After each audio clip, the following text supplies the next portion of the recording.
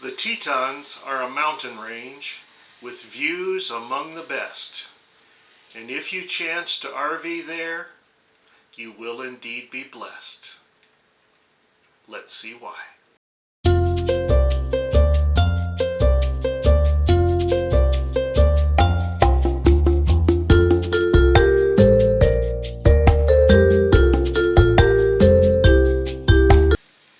Welcome back to My Travel Window, where we focus on helping you travel as far as you can while you can. Today we continue our series on RVing the national parks, focusing on Grand Teton National Park, one of the most beautiful parks in the United States. Where is it?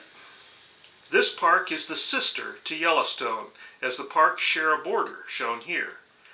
From Old Faithful to the major campground in the Tetons is about 90 miles.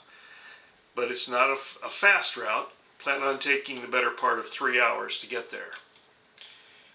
Here are the 5 things you need to know about RVing in the Grand Tetons.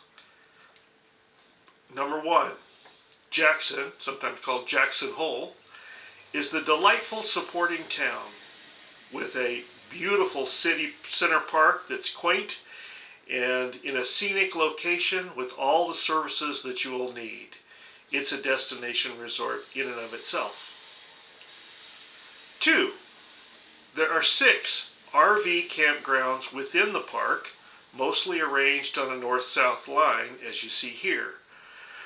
More than a dozen other campgrounds are located in Jackson or at other points around the edge of the park, so there's ample RV camping.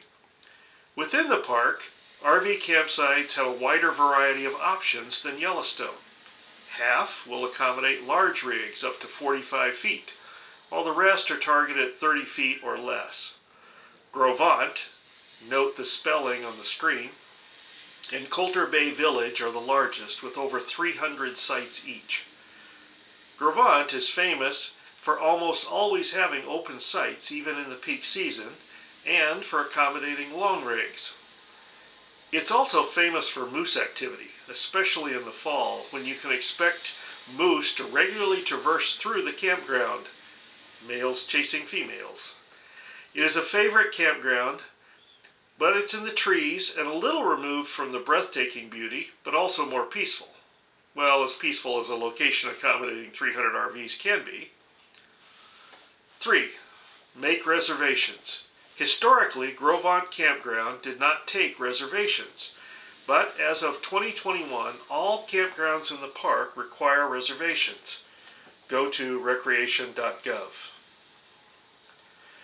Now, before I give you the 6 must-see places in the Tetons, let me remind you to please subscribe and like our videos. This simply tells YouTube you like them and that more people should see them. Thanks in advance. Number 4, make sure you see at least these 6 sites. Jenny Lake, a beautiful lake. Jackson Lake, and particularly Jackson Lake Lodge. The Chapel of the Transfiguration, shown here with the view from inside as well. Molten Barns, which are the remnants of an early Mormon settlement.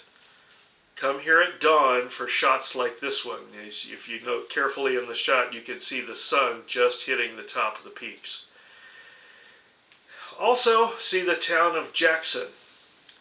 And the last stop is my favorite, Schwabacher's Landing. This is perhaps less visited than the other sites, and it will require you to travel down a narrow, rutted road for a mile or so. We made it in our 27-foot RV, but it was touch and go in September, and we were by far the largest rig in the small parking lot. In general, it's best to take cars or to walk or get there some other means. All of these pictures were taken from this location. It was my single favorite picture-taking day in 2 years on the road. Number 5, be very careful with how you arrive or leave the park from Jackson. We visited the park twice in the last 4 years, once in a 27-foot RV and once with a truck pulling a fifth wheel and a motorcycle, 65 feet in total length.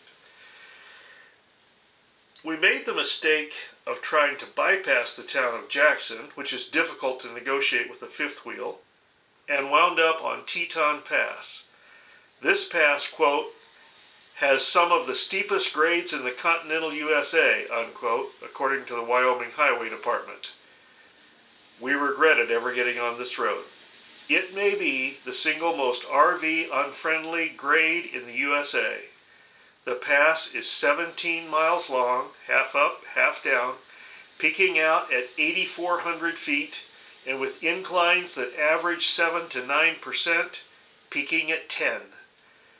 It was the most white-knuckle driving experience of my life.